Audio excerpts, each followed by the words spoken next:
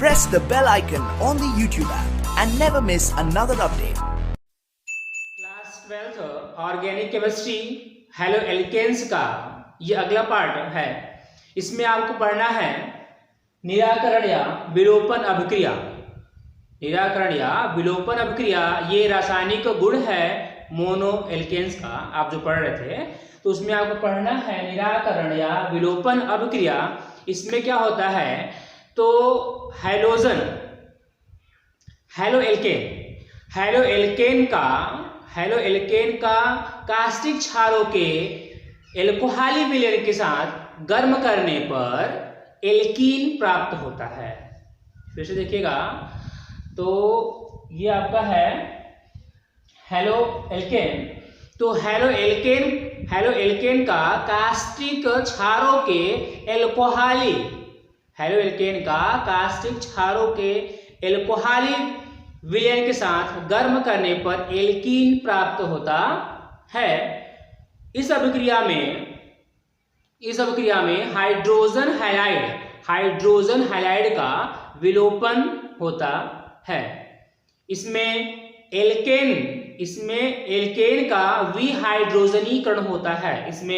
Alkene का विहाइड्रोजनीकरण होता है जिससे जल प्राप्त होता है। और इसमें एक बात और है कि जो अल्फा कार्बन होते हैं, अल्फा कार्बन से हाइड्रोजन और बीटा कार्बन से हाइड्रोजन का विलोपन होता है। इस अभिक्रिया को सेटजेफ अभिक्रिया भी कहते हैं। देखेंगे इसका एग्जांपल यहां से।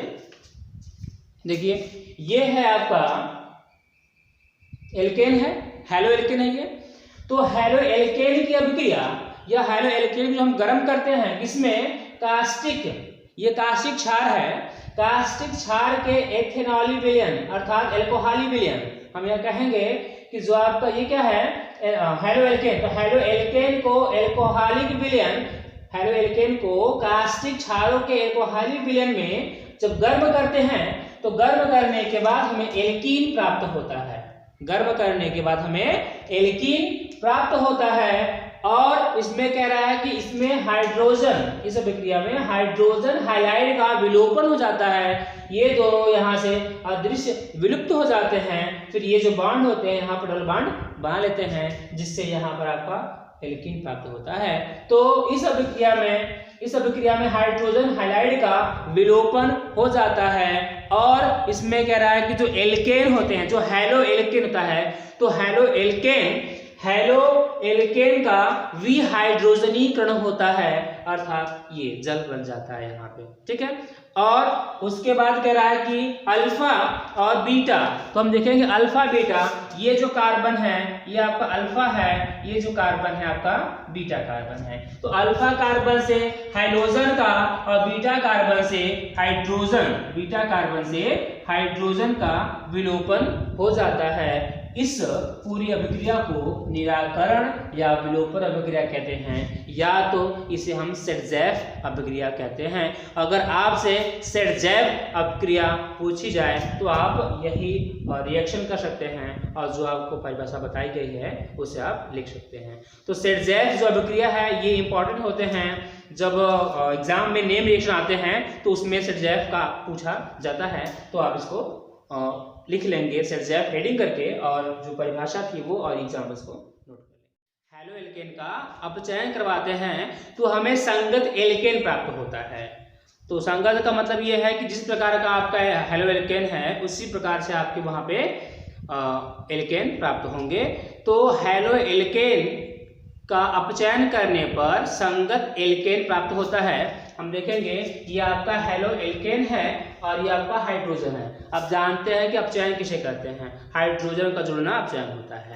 तो यहाँ पे हम हेलो एल्केन को अपचयित करेंगे, हाइड्रोजन द्वारा इनका अपचयन कराएंगे तो यहाँ पे हमको एल्केन प्राप्त होता है और ये HH बाहर, हाइड्रोजन बाहर निकल जाते हैं। इनको हम देख लेंगे।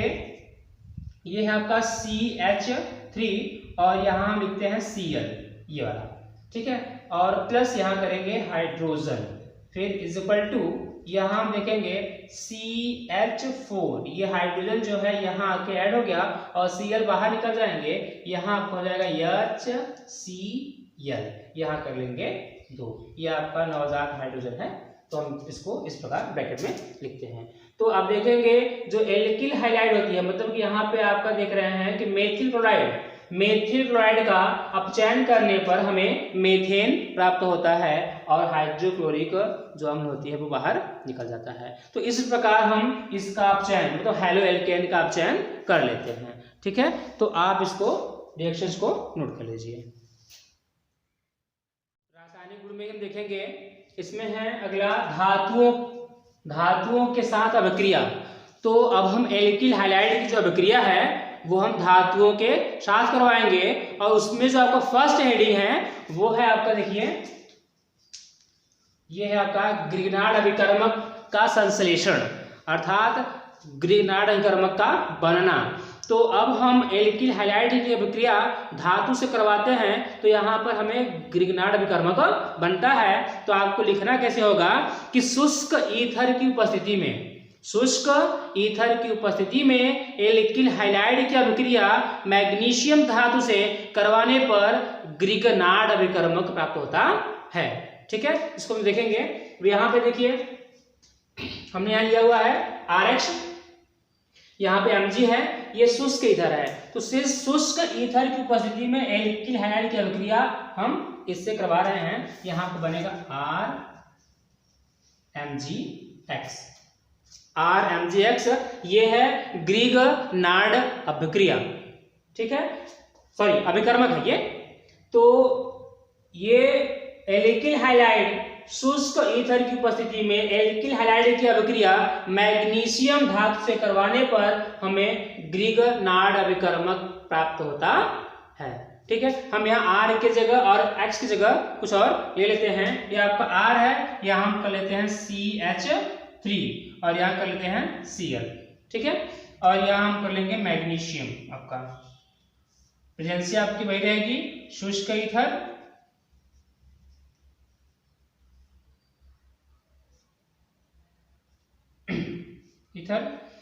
अब देखिए बस सेम करवाना है आपको। यह हो जाएगा CH3MgCl, ये है आपका ग्रिग्नार्ड अभिकर्मक है ये। तो आप इसको नोट कर लीजिएगा, इसका जो रिएक्शन है और रिएक्शन लिखेंगे कैसे वो भी तो हम आपको एक बार फिर से बता दे रहे हैं। तो इसमें क्या है कि शुष्क पढ़ना क्या है, ग्रिग्नार्ड अभिकर्मक है ये। ठीक है, इसका संश्लेषण करना है आपको। तो शुष्क ईथर की उपस्थिति में, ठीक है, शुष्क ईथर की उपस्थिति में एल्किल हाइलाइड की अभिक्रिया मैग्नीशियम धातु से करवाने पर हमें प्राप्त होता है ग्रिग्नार्ड अभिकर्मक। सेकेंड नंबर है वुड्स-फिटिग अभिक्रिया। तो इसको आपको लिखना कैसे है वो हम देख लेंगे। तो इसमें आपको बताया जा रहा है कि शुष्क ईथर में मोनोहैलो एल्केन के दो अणु सोडियम के साथ अभिक्रिया करके उच्च एल्केन देते हैं। ठीक है, एक बार आप इसे फिर से देख लीजिएगा कि शुष्क ईथर की उपस्थिति में मोनोहैलो एल्केन के दो अणु सोडियम के साथ अभिक्रिया करके उच्च एल्केन देते हैं। यह अभिक्रिया वुड्स अभिक्रिया कहलाती है। ठीक है, तो इसमें आप क्या करेंगे, हम इसको R की जगह CH3 ले लेते हैं। देखिए CH3 यहाँ हम Cl ले लेते हैं। ठीक है, उसको यहाँ हम कर लेंगे Na कर लेंगे। फिर यहाँ आप करेगा शुष्क ईथर।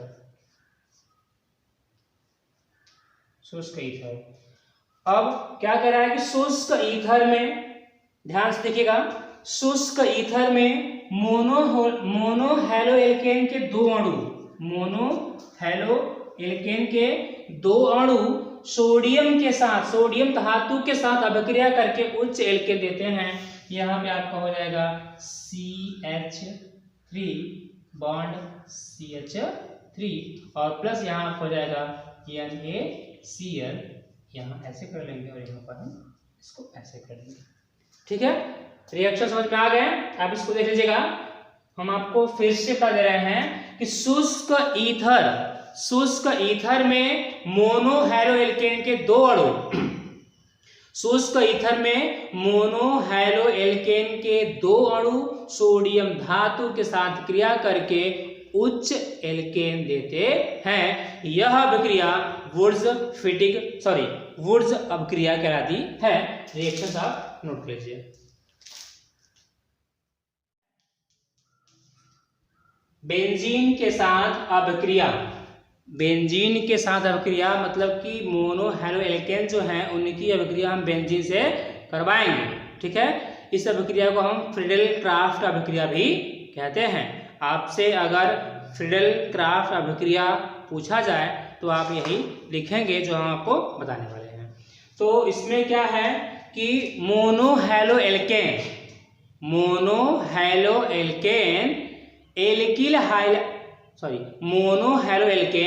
बेंजीन से, ठीक है, मोनोहैलोएल्केन बेंजीन से AlCl3 एल्युमिनियम ट्राइक्लोराइड की उपस्थिति में अभिक्रिया करके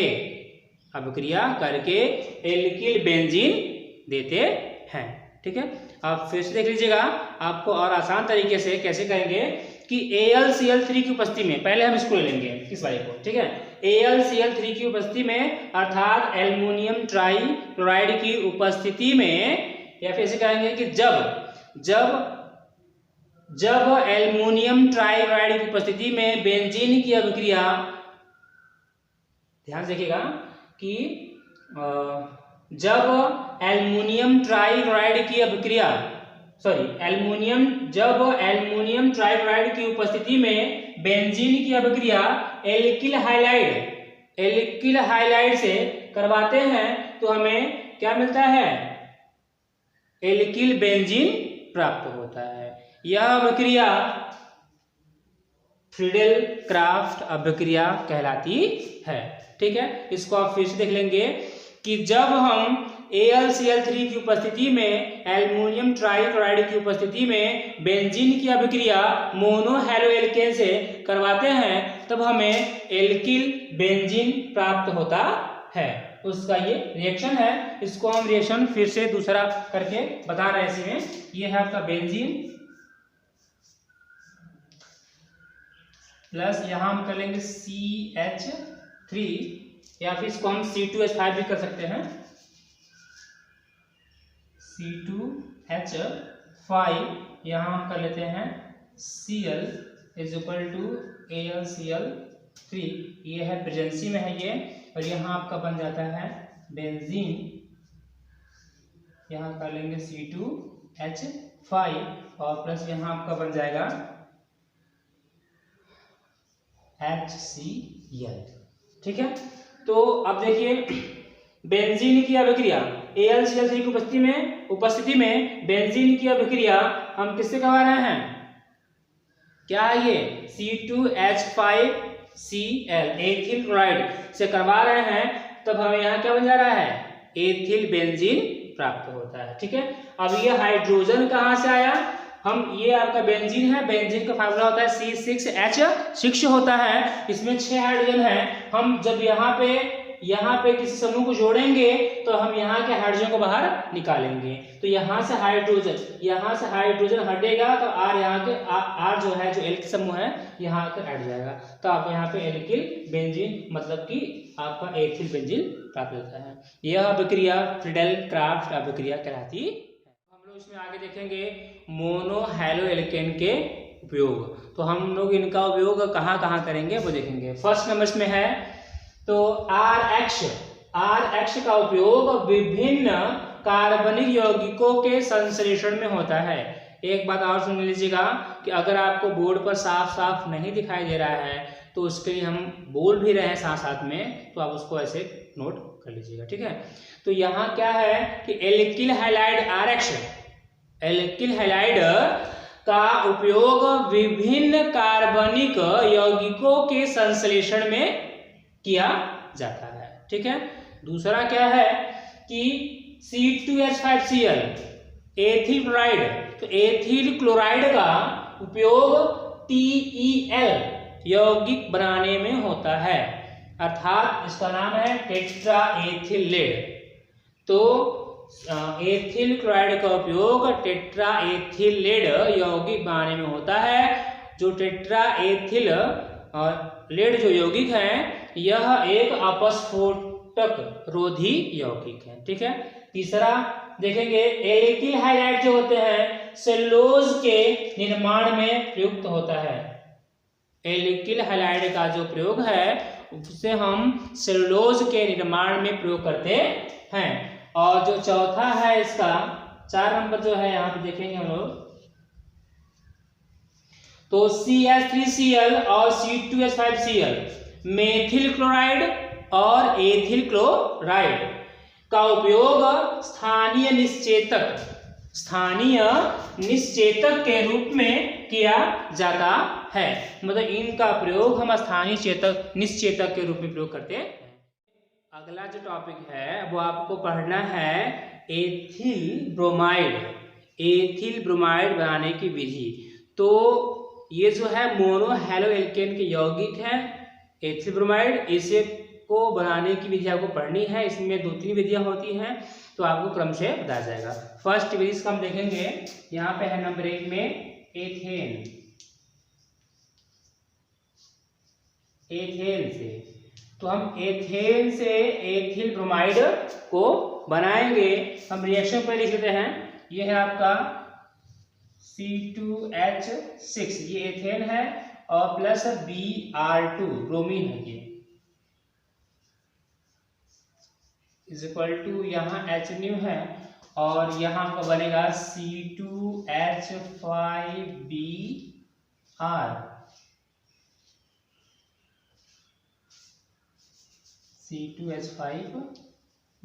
प्लस HBr। इसको हम लोग देख लेंगे कि कैसे इसको आपको लिखना होगा। सूर्य के प्रकाश की उपस्थिति में एथेन की अभिक्रिया ब्रोमीन से करवाने पर, सूर्य के प्रकाश की उपस्थिति में एथेन की अभिक्रिया ब्रोमीन से जब करवाते हैं तब हमें यहाँ पर ब्रोमो एथेन प्राप्त होता है या फिर एथिल ब्रोमाइड प्राप्त होता है, ठीक है। तो आप ये रिएक्शन लिख लीजिएगा और जो मैं बोला हूं उसको भी आप उसको लिख लीजिएगा। इसमें जो दूसरा इसमें आपको पढ़ना है वो आपका एथिलीन।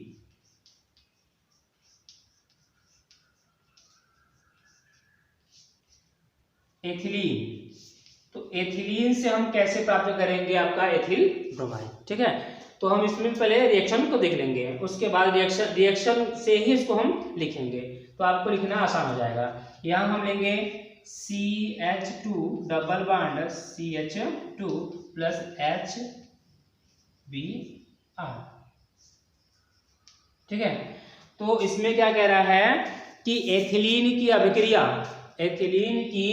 अभिक्रिया हाइड्रोजन ब्रोमाइड से करवाने पर, जब हम एथिलीन की अभिक्रिया हाइड्रोजन ब्रोमाइड से करवाते हैं तब हमें ब्रोमो एथेन प्राप्त होता है, ठीक है। यहाँ हम देख लेंगे ब्रोमो एथेन को CH3CH2, यहाँ कर लेंगे B और R, ये हो गया ब्रोमो एथेन हो गया। तो आप ध्यान से सुनिएगा और इसको लिखिएगा। इसको हम फिर से बोल दे रहे हैं, जब एथिलीन की अभिक्रिया हाइड्रोजन ब्रोमाइड से करवाते हैं तब ब्रोमो एल्केन प्राप्त होता है, इसका नाम ब्रोमो एल्केन है, ठीक है। थर्ड हेडिंग है, जो तीसरा का नंबर हेडिंग है वो है आपका ये प्रयोगशाला विधि। आपने एल्केन से पढ़ा, मतलब एथेन से पढ़ा, एथीन से, दोनों से हमने ये एथिल ब्रोमाइड प्राप्त कर लिया है। अब जो तीसरा है वो है आपका प्रयोगशाला विधि। तो प्रयोगशाला विधि में हम इसको कैसे प्राप्त करेंगे उसको देखते हैं, ठीक है। तो प्रयोगशाला विधि में कह रहा है कि एथिल अल्कोहल C2H5OH और पोटेशियम ब्रोमाइड KBr और H2SO4 सल्फ्यूरिक अम्ल, ठीक है। तो एथिल अल्कोहल, पोटेशियम ब्रोमाइड और सल्फ्यूरिक अम्ल के मिश्रण को आसवन विधि द्वारा उनको आश्रित करके एथिल ब्रोमाइड प्राप्त किया जाता है, ठीक है। इसको आप फिर से देख लीजिएगा कि प्रयोगशाला विधि में क्या होता है कि एथिल अल्कोहल, पोटेशियम ब्रोमाइड और सल्फ्यूरिक अम्ल, एथिल अल्कोहल, पोटेशियम ब्रोमाइड और सल्फ्यूरिक अम्ल के मिश्रण को आसवन विधि द्वारा आश्रित करके एथिल ब्रोमाइड प्राप्त किया जाता है। तो पहले हम इसमें इसका रिएक्शन देख लेंगे, उसके बाद हम इसको प्रयोगशाला मतलब जो विधि होगी फिगर द्वारा आपको बनाकर समझाएंगे। तो पहले हम देख लेते हैं इसका रिएक्शन कैसे होगा। तो ये जो अभिक्रिया होती है 2 पदों में होती है, ये अभिक्रियाएं 2 पदों में संपन्न होती है। हम देखते हैं पहले क्या होगा। तो हम देखते हैं यहाँ पे KBr पोटेशियम ब्रोमाइड की अभिक्रिया हम सल्फ्यूरिक अम्ल H2SO4 से करवाते हैं। जब हम इसकी अभिक्रिया सल्फ्यूरिक अम्ल से करवाते हैं तो यहां हमको मिलता है KHSO4 पोटेशियम हाइड्रोजन सल्फेट, ठीक है। अब उसके बाद यहाँ बचे क्या, ये निकल गया, ये यहाँ के ऐड जाएंगे तो यहाँ हो जाएगा HBr, इसका एक हाइड्रोजन, ये दोनों यहाँ बन गए और ये KHSO4 आपका इधर हो गया। ये आपका स्टेप 1 हो गया। सेकेंड स्टेप में क्या होगा देखते हैं।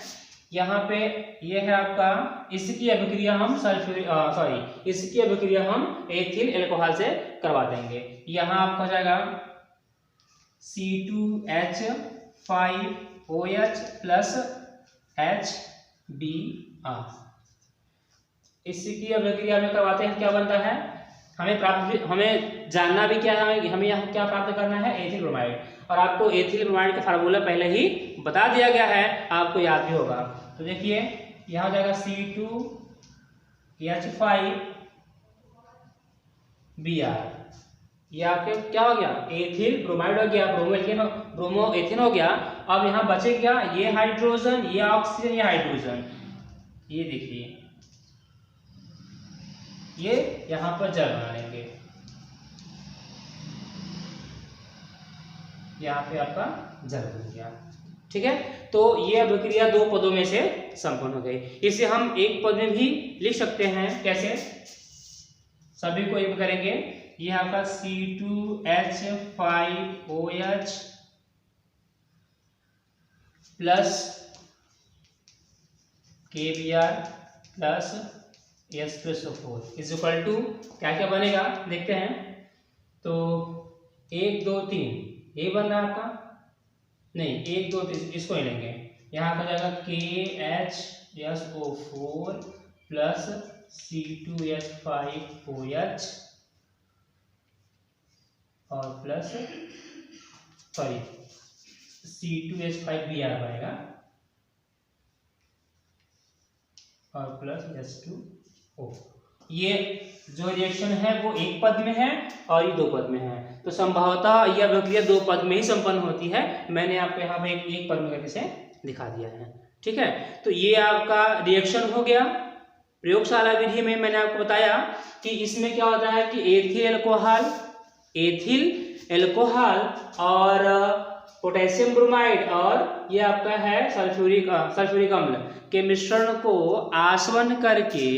आश्रित करके या फिर आसवन विधि द्वारा आश्रित करके एथिल ब्रोमाइड प्राप्त किया जाता है। हमने यहाँ पे प्राप्त कर लिया है, ठीक है। अब हम देखेंगे इसमें आपको फिगर के द्वारा बना करके समझाया जाएगा कि ये हम इसे कैसे प्राप्त करेंगे, ठीक है। तो देख लेते हैं इसको हम लोग यहाँ पे।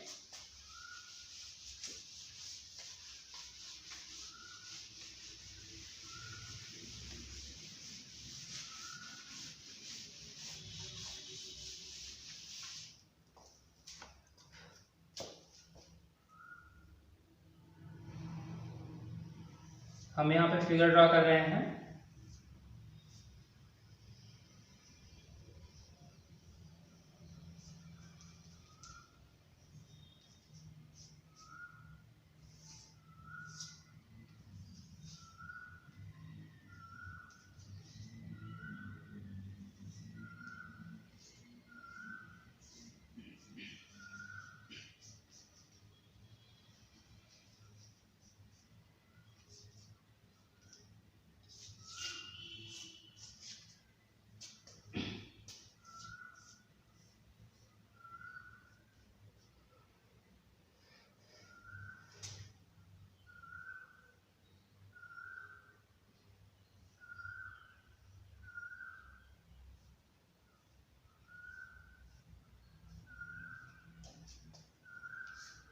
ये आपका इसमें आसवन फ्लास्क यहाँ बन रहा है।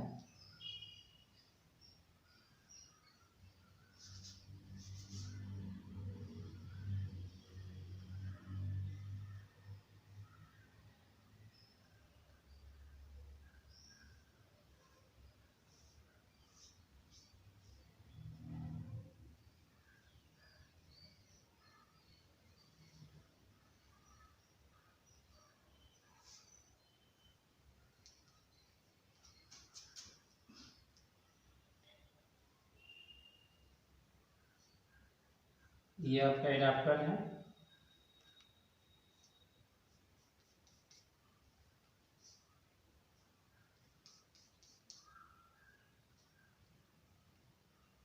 ये आपका संघनित्र है।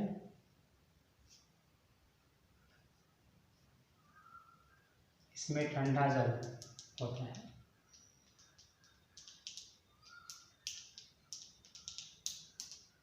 ठीक है, यहाँ हम रिसीवर ले लेंगे ताकि प्राप्त करने के लिए।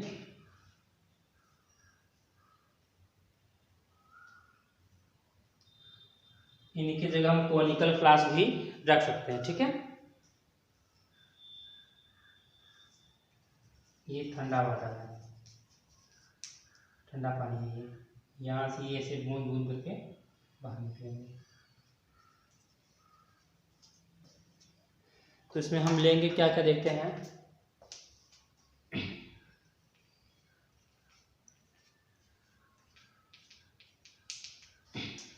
इसमें आपका है पोटेशियम ब्रोमाइड के Br, ध्यान से देखिएगा, पोटेशियम ब्रोमाइड है। प्लस इसमें हम क्या लिए हैं, C2H5OH भी है। और प्लस इसमें आपका है सल्फ्यूरिक अम्ल H2SO4।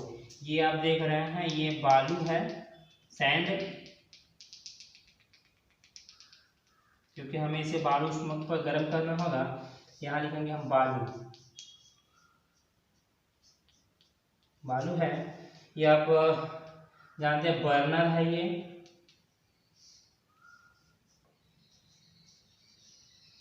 इसमें ठंडा पानी है।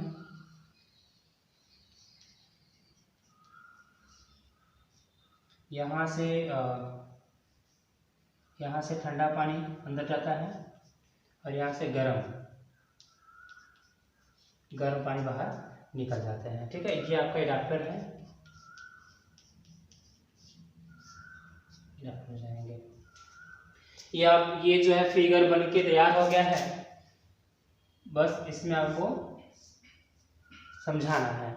ठीक है, आप भी इसको फिगर को देख लीजिए ध्यान से, इसमें क्या क्या है और उसमें कौन कौन सी चीज़ें ली गई हैं, इसको आप ध्यान देंगे। ठीक है, ये आपका जो है गोल पेंदी का फ्लास्क है, आसवन फ्लास्क है।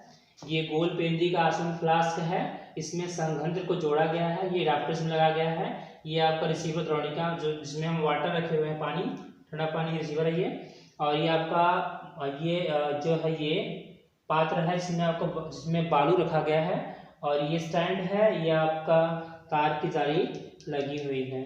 ठीक है, अब इसमें आपको समझना है कि हम इसमें क्या क्या लेंगे और इसमें आपको इसको कैसे लिखना होगा। इसकी जो विधि होगी वो कैसे आप लिखेंगे, तो ध्यान देंगे हम। तो जानने के लिए आपको बता दे रहे हैं कि ये और ये तीन चीज़ों का इसमें मिश्रण लिया गया है। आप देख रहे हैं पोटेशियम ब्रोमाइड है और एल्कोहल है और सल्फ्यूरिक अम्ल है। ठीक है, तो हम इसमें देख लेंगे पोटेशियम जो ब्रोमाइड है 50 ग्राम, इसको लिया गया है कितना 50 ग्राम। और जो ये आपका है ये आपका 40 ml है, 40 ml। और जो आपका ये है वो आपका है 30 ml लिया गया है। मात्रा आप इसको ध्यान से देख लेंगे कि इसमें ये चीज़ें इतनी मिलाई गई हैं। अब आपको इसको लिखना कैसे है वो ध्यान दीजिए, हम आपको समझा दे रहे हैं कि सर्वप्रथम सबसे पहले क्या करेंगे, एक गोल पेंदी का आसवन फ्लास्क लेते हैं। सर्वप्रथम 1 लीटर का, ये आपका जो होगा वो 1 लीटर का होना चाहिए। तो सर्वप्रथम हम 1 लीटर का गोल पेंदी का आसवन फ्लास्क लेते हैं। उसमें 30 ml सल्फ्यूरिक अम्ल और 40 ml एल्कोहल और उसमें 50 ग्राम पोटेशियम ब्रोमाइड का मिश्रण लेते हैं। ठीक है, अब हम फ्लास्क को बालू उष्मक पर रख कर के स्टैंड से कस देते हैं और उसके बाद फ्लास्क में हम संघनित्र को जोड़ देते हैं। संघनित्र मतलब होता है यहाँ पे जो गर्म गैसें आती हैं उन्हें लिक्विड फॉर्म में चेंज करने के लिए। तो हम जो है फ्लास्क से संघनित्र को जोड़ देते हैं और संघनित्र में एक रैपर लगा देते हैं, जिनके द्वारा आपका जो उत्पाद है जो बनने वाला है उनके द्वारा आसानी से आपको इसमें पात्र में प्राप्त हो जाए। ठीक है, तो ये मैंने इसका बता दिया है। अब विधि आप कैसे लिखनी है तो देखिए, सर्वप्रथम सबसे पहले हम 1 गोल पेंदी का फ्लास्क लेते हैं। सर्वप्रथम 1 लीटर का 1 गोल पेंदी का आसवन फ्लास्क लेते हैं। उसमें 30 ml सल्फ्यूरिक अम्ल, 40 ml जो है आपका H2 इसमें लेंगे हम एथिल एल्कोहल लेंगे 40 ml और 50 ग्राम आपका पोटेशियम ब्रोमाइड का मिश्रण होता है। आसवन फ्लास्क को बालू उष्मक पर रख करके स्टैंड से कस देते हैं। अब इतना तो हो गया, इतना आप समझ गए। फिर से आप समझा रहे हैं स्टेप बाय स्टेप। पहले आपको इतना समझाया जाएगा, फिर इतना और इतना, 3 बार में ये स्टेप पूरा हो जाएगा। आप समझेंगे तो बड़े आसानी से इसको आप अपने मन से लिख सकते हैं केवल फिगर देख करके। ठीक है, तो सर्वप्रथम सबसे पहले हम 1 लीटर का आसवन फ्लास्क लेते हैं। 1 लीटर का आसवन फ्लास्क लेते हैं, उसमें 30 ml सल्फ्यूरिक अम्ल, 40 ml जो आपका होता है एथिल एल्कोहल और 50 ग्राम पोटेशियम ब्रोमाइड, तीनों का मिश्रण लेते हैं और आसवन फ्लास्क को बालू उष्मक पर रखकर स्टैंड से कस देते हैं। एक स्टेप यहाँ तक पूरा हो गया। अब हम क्या करेंगे कि अब हम फ्लास्क को बर्नर की सहायता से धीरे धीरे गर्म करते हैं। तो गर्म करने पर हमें कुछ गैसें प्राप्त होती हैं। गर्म करने पर हमें कुछ गैसों का मिश्रण, कुछ हमें गैस प्राप्त होती हैं। वो जो गैस होती है वो ट्रांसफर होती है, वो निकलती है किसमें, कहाँ जाएगी, कंडेंसर में, जो संघनित्र होता है संघनित्र में प्रवाहित हो जाएंगे। यहाँ एक साइड से वो जो है इसमें ठंडे पानी जाते रहते हैं। तो जैसे ये गैसें यहाँ आती हैं तो ठंडा पानी होता है उन गैसों को द्रव में परिवर्तित कर देता है। जो गैसें यहाँ से निकल रही हैं उन गैसों को द्रव में परिवर्तित कर देता है और उसके बाद परिवर्तित हुआ द्रव एडाप्टर के द्वारा ग्राही में एकत्रित कर लिया जाता है और इस ग्राही में जो आपका है वो है अशुद्ध आपका है C2H5Br। ये जो मिल रहा है वो शुद्ध नहीं है, वो अशुद्ध है। इस प्रकार आपका ये प्रयोगशाला विधि समाप्त हुआ। ठीक है, जानकारी के लिए मैं आपको एक बार इसको फिर से बता दूंगा ताकि आप इसको आसानी से लिख सको। ठीक है, ध्यान से देखिएगा कि सर्वप्रथम सबसे पहले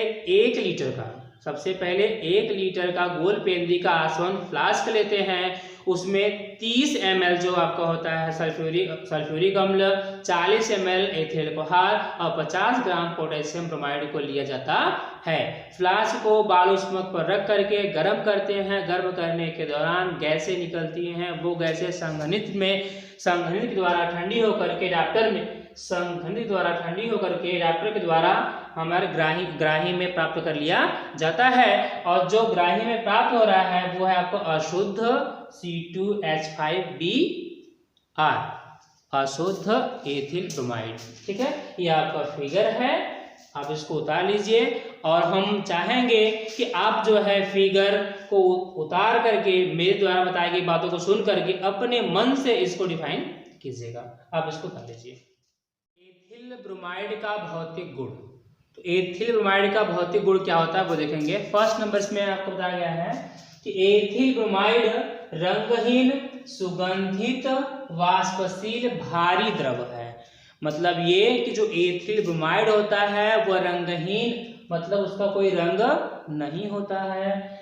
सुगंधित, वाष्पशील, ये सुगंधित होते हैं और वाष्प के रूप में द्रव होते हैं। ये वाष्पशील भारी द्रव होते हैं, मतलब कि द्रव में होंगे, जैसे इनकी बॉटल खोलेंगे ये वाष्पित हो जाते हैं। ठीक है, तो एथिल ब्रोमाइड रंगहीन, सुगंधित, वाष्पशील, भारी द्रव है। इनका जो क्वथनांक होता है, जो बीपी होता है, जो बॉइलिंग पॉइंट होती है, वह होता है आपका 38 डिग्री सेल्सियस। मतलब कि एथिल ब्रोमाइड का जो आपका क्वथनांक है वो है 38 डिग्री सेल्सियस, 38 डिग्री सेल्सियस होता है। तीसरा नंबर ये है कि यह जो है एथिल ब्रोमाइड जो है वह जल में अविलेय है और कार्बनिक विलायकों में विलेय है। मतलब ये जल में घुलते नहीं हैं लेकिन कार्बनिक विलायकों में घुल जाते हैं। ठीक है, ये आप भौतिक गुण इसका नोट कर लीजिए।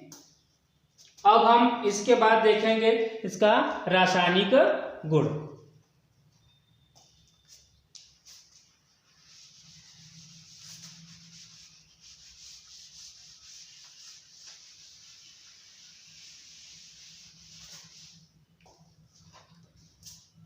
एथिल ब्रोमाइड का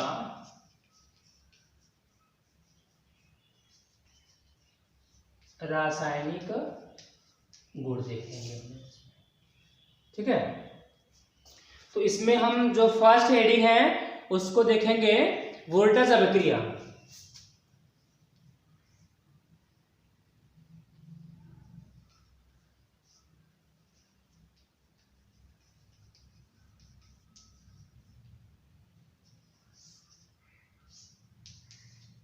इसमें क्या होता है कि शुष्क ईथर होते हैं। इसमें देखिए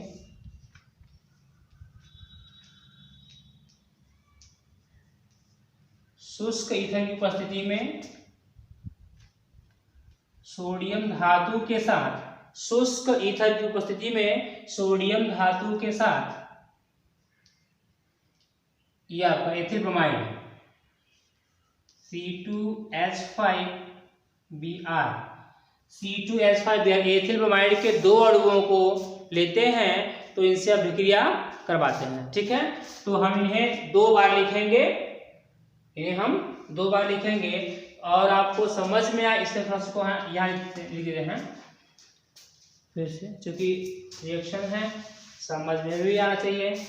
तो ये देखेंगे यहाँ पे C2H5Br प्लस Na फिर प्लस C2H5, ऐसे कर लेंगे इसको। हम पहले करेंगे Br फिर C2H5। ध्यान दीजिए, ये आपको ये दो अणु इनके लेने हैं तो मैंने इसको दो बार लिखा, दो जगह पर लिखा ताकि आपको रिएक्शन समझ में आ जाए। ठीक है, तो जो वोल्टेज अभिक्रिया होती है उसे आप कैसे भी लिखेंगे कि शुष्क ईथर की उपस्थिति में एथिल ब्रोमाइड के दो अणु, शुष्क ईथर की उपस्थिति में एथिल ब्रोमाइड के दो अणु सोडियम धातु के साथ क्रिया कराते हैं। तो क्रिया होने के बाद यहाँ पर आपको एल्केन प्राप्त होता है। ठीक है, तो हम देख लेंगे। देखिए सोडियम है, Br दोनों बाहर निकल जाएंगे। यहां आपका बन जाएगा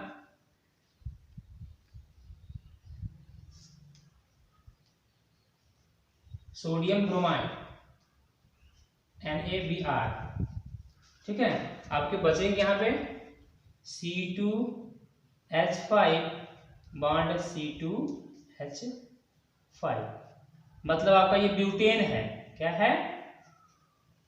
ये आपका ब्यूटेन है, ये सोडियम ब्रोमाइड है, यहाँ कर लेंगे 2 और यहाँ कर लेंगे हम 2।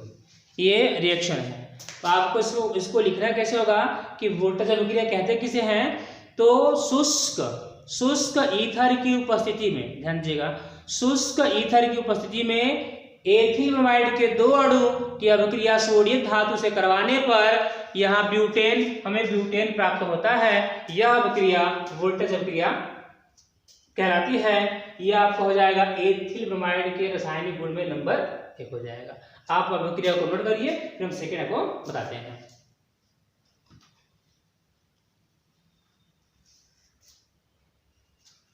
चलिए आगे देखेंगे हम दूसरा।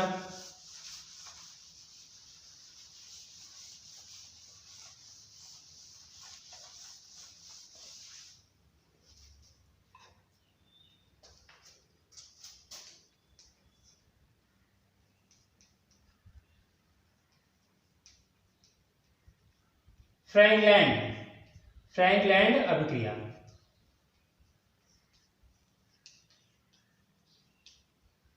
ये सब जो अभिक्रिया होती है वो एग्जाम में पूछ जाते हैं।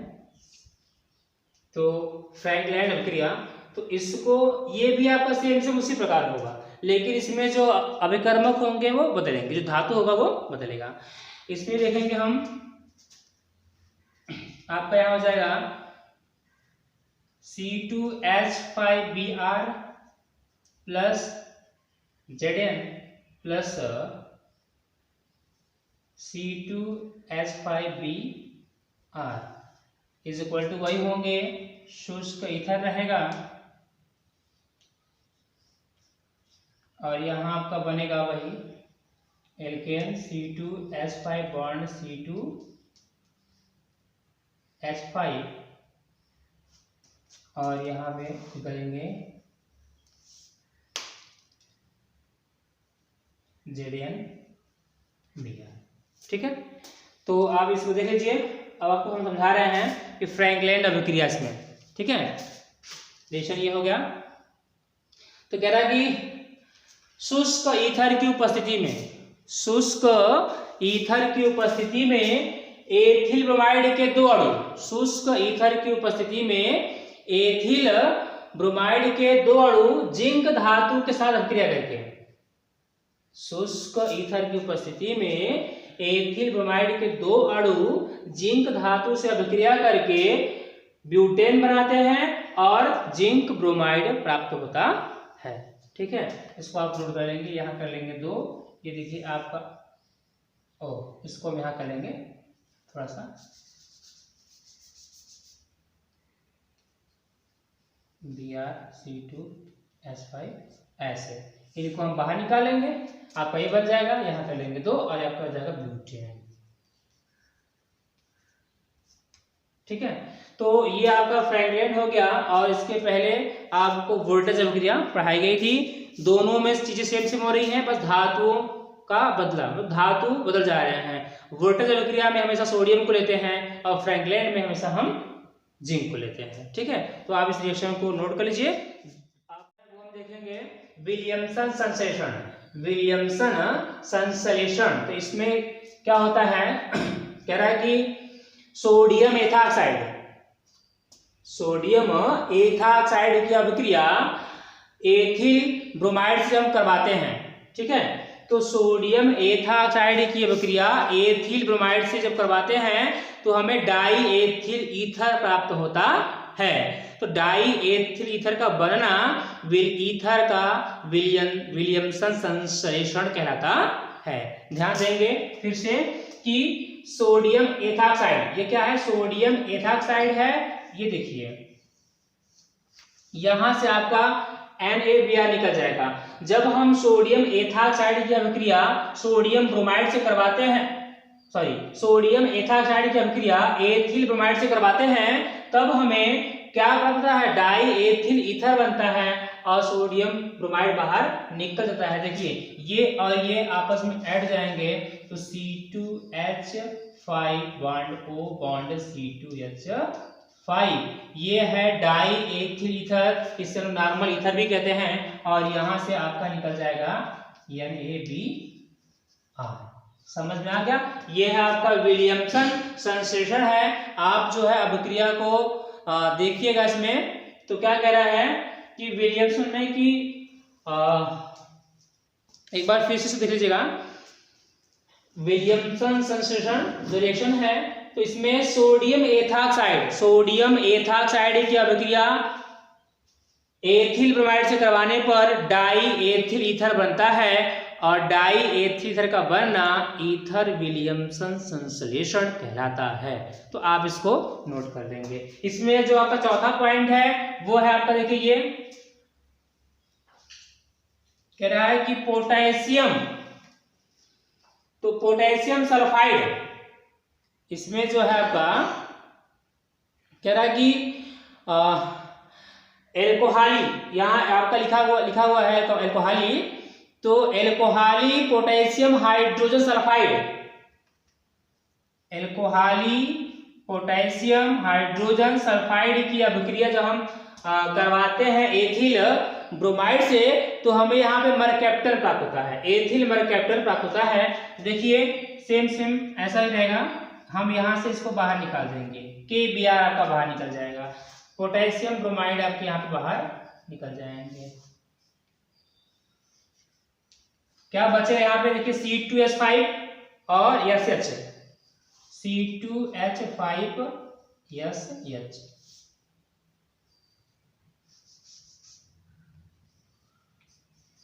ये आपका एथिल मरकैप्टन है। क्या है? एथिल मरकैप्टन है। आप ध्यान दीजिएगा, कह रहा है कि एल्कोहली पोटेशियम हाइड्रोजन सल्फाइड के साथ अभिक्रिया, जब हम एल्कोहली पोटेशियम हाइड्रोजन सल्फाइड की अभिक्रिया एथिल ब्रोमाइड से करवाते हैं, तब हमें एथिल मरकैप्टन प्राप्त होता है। इसका नाम है एथिल मरकैप्टन, इसका ध्यान दीजिएगा। ठीक है, एथिल मरकैप्टन रिएक्शन को आप नोट कर लीजिएगा। इसमें आगे है एथिल ब्रोमाइड का उपयोग, जो इसका लास्ट टॉपिक है, एथिल ब्रोमाइड का उपयोग।